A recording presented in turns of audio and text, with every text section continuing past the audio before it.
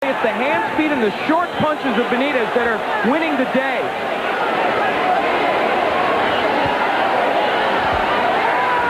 This is when Benitez is so frustrating and so dangerous when you have him on the ropes and you just can't hit him, and he's counterpunching well.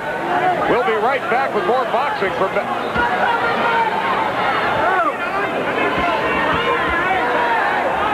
Want to remind all of our local stations that at the end of the round, we'll be taking a 1-minute local commercial break. Coming up at the end of the round, 40 seconds left in round 3. Good hand speed, and this is the Benitez that we have come to know. Laying on the ropes, counterpunching, and he waves to Moley. He says, "Come on in, I like this posture." And he hits him with the right hand. Boy, how many fighters have faced this in the past against Benitez and come up short? Just when you think you've got his number, he counters ever so well. What does Kevin Moley have, and what does Wilfred Benitez have left? And now we'll be right back with more boxing from Madison Square Garden right after this word from our local station. Round 4 from Madison Square Garden. Wilfred Benitez and Kevin Moley. Moley came into this fight unbeaten, 22-0 with 19 knockouts.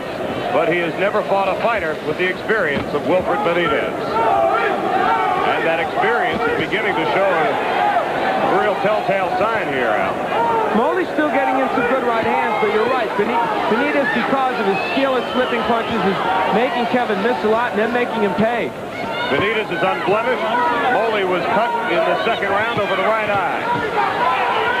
But Moley right off, and he's landed a solid right hand on Benitez. Well, he showed in the first round he could hurt Wilfred. Benitez was knocked down just 20 seconds into the first round. He didn't think he was, but Joe Cortez, in fact, rightly called it a knockdown. You know, in this round, after he couldn't land that straight right in the second and third, Moley started to land that punch.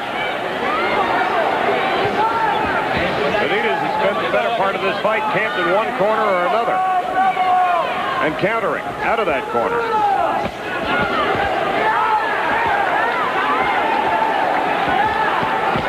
We've seen him do that well, as he has against many fighters, against Carlos Palomino to win the title, but then we saw that strategy explode in his face, as when he fought Mustafa Hamsho and Tommy Hearns. In those fights, that posture didn't work for him. He also made it work against Roberto Duran in 1982 when he retained his super welterweight title. So Benitez has been around the corner. He won his first title in 1976 at the age of 17. Now for Kevin Moley, the fight changed in the second round. He started to get hit with those counter shots, but to his credit, it has not deterred him. He's come in strong, and in this fourth round has been able to land better against Benitez. I want to remind all of our stations that at the end of the round, we'll be taking a 1-minute local commercial break. Less than a minute to go. Kevin Moley from nearby Selden, Long Island, has a bunch of friends into the city tonight for the fight. You know, Benitez abandoned the straight right hand to lead right in this round. Now he's starting to find it again. That's a punch that worked well for him earlier, and there it is, followed by a left. It appears as if Benitez is most comfortable in the corner, and there, a left hand has Benitez saved. Less than a half a minute to go, and Benitez is covering up. Straight right by Moley, and now Wilfred, who never used to get hit with those shots, is in some trouble. Kevin Moley keeps on coming. Less than 10 seconds to go in round 4. And we'll be right back with more boxing from Madison Square Garden right after this word from our local station. This right hand by Kevin Moley shook up Benitez in the last round, sent him backwards, and we're in a live action in the 5th. It has been a fascinating fight as the tempo has swayed back and forth. And here's Benitez now with a left hand that connects on Moley. Benitez had controlled most of the 4th round until the final minute when Moley exploded and had Benitez shaken. I think 2 punches by Benitez are important for him. The jab, which he's landing often, and the lead right hand. When he's on the outside, those punches work well. Big uppercut by Moley.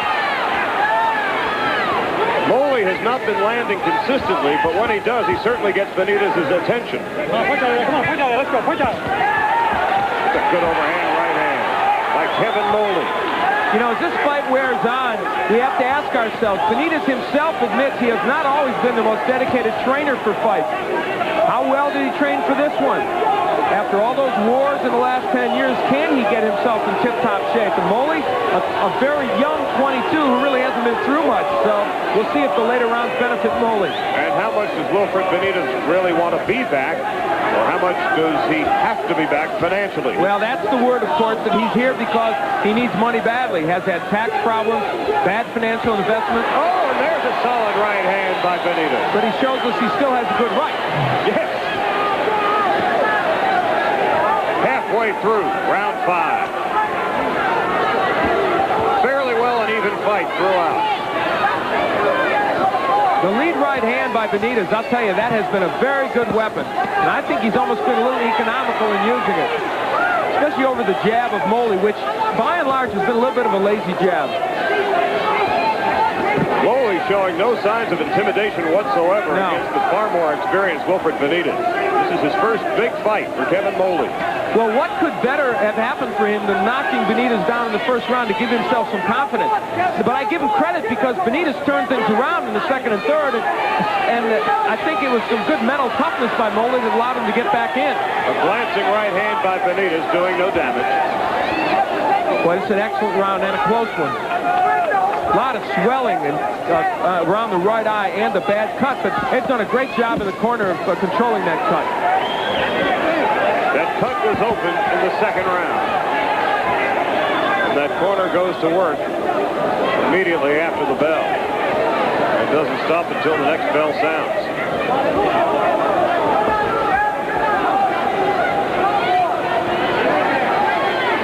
Less than 10 seconds now to go in round 5.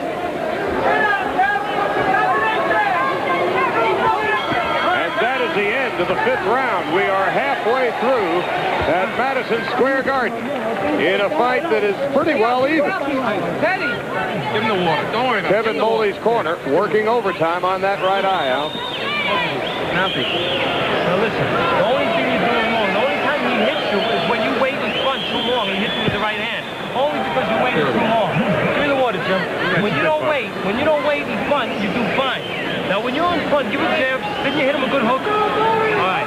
Use the jab. You understand? Well, you heard them talking about the only time he hits you is when you stand still and he throws that right hand. Hey, here's an example of that. An overhand right by Benitez, much like the one that knocked Maurice Hope out. And Benitez is such a smart fighter. As we look at again, he knows he can't land the straight right, Charlie, so he throws it an overhand right, and it got there. Wilfred Benitez as we embark on round 6 of the scheduled 10-rounder.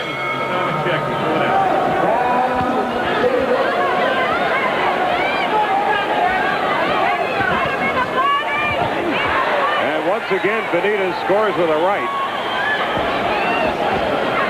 You know, Wilfred Benitez has been accused of being in boring fights because of his style. It's the stand back and counterpunch. But two things have contributed to this being an exciting fight. One, nowadays he gets hit more than he used to, and so there's more action from his opponent.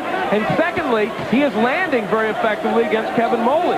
So this has been a much more exciting fight than many Benitez has been involved in. A lot of folks thought that Wilfred Benitez was through 2 years ago at the age of 24. Which is astonishing when you think about it. And when he lost to Mustafa Hamsho in 83 and then against Davey Moore in Monte Carlo in 84, he was pretty much written off, and many people felt he'd retired. But again, the financial problems brought him back to the ring. How much pressure do you suppose is on a kid who wins his first title at the age of 17? How easy has it been to burn out just 4 or 5 years later? Well, it's been tough on Benitez for a lot of reasons, as he uses a very good left jab. Number one, there was pressure, I think, to fight as well as he did at 17. How can you sustain excellence throughout a 10-year career when you started out so well? And I think he's had lots of personal problems as well and has not always stayed mentally into boxing. His desire to train has been questioned on many occasions. Right now, though, in this 6th round,